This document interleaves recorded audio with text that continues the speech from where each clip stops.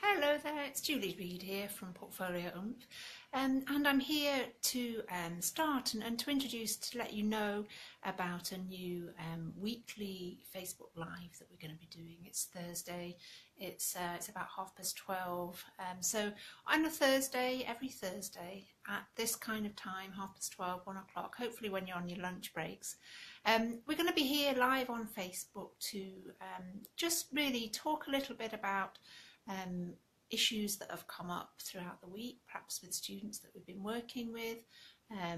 Obviously not personal and naming students, but general kind of issues, topics that arise, artists perhaps that we've been looking at, but things that would be relevant and would help many of you.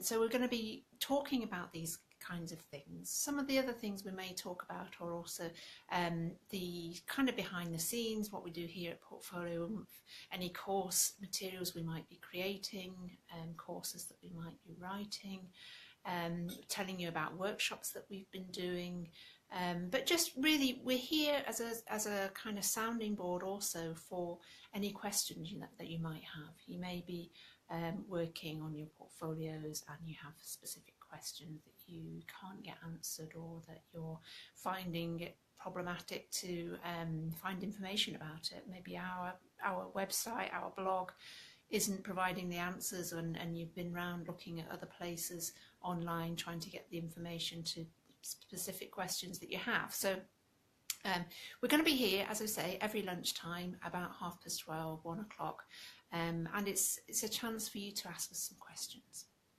So if you have any questions, if there's anybody out there who has questions about their portfolio or about their application, or about anything to do with the arts that they're working on for a university or art college application, then do please write it in the comments box, and we'll do our very best to answer your questions today.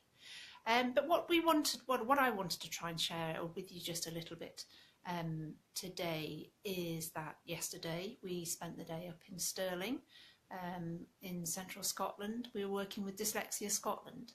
We were running a course for Dyslexic Scotland, and the participants were, many of them were arts graduates, some from many years ago, some were just graduating last year, but they were all finding that there were barriers to employment or to setting up their self-employed practice.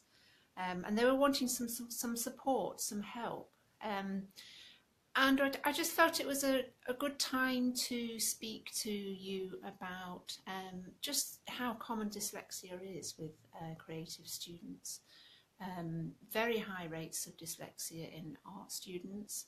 And we were yesterday trying to find, or I was trying to find, more of the kind of positive aspects of what dyslexia can be in a creative education, rather than trying to work out what all the barriers are and work out the problems and how to solve the problems. Trying to see how dyslexia can be a positive thing, and perhaps that working in teams, working with other people, trying to see the benefits of what dyslexia can do, the thinking, the problem solving, the group work. It was a really interesting day. We had about 15 participants. We were also being mapped. We were being mind mapped by a studio, Mind Map Studios, who look at supporting young people with mind mapping who have dyslexia, and it's known to be a very good way of exploring your ideas, making sense of conversations, student work within schools.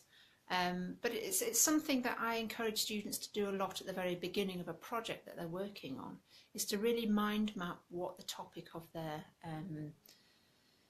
the topic that they're exploring, the project that they're exploring, so that you're thinking about all the different possibilities, all the options. You're thinking about every strand that could be investigated as part of your project. So that's just a little bit about what we did yesterday. If you want to go to Mind Map Studios, they're based in Scotland. Dyslexia Scotland, obviously based in Scotland.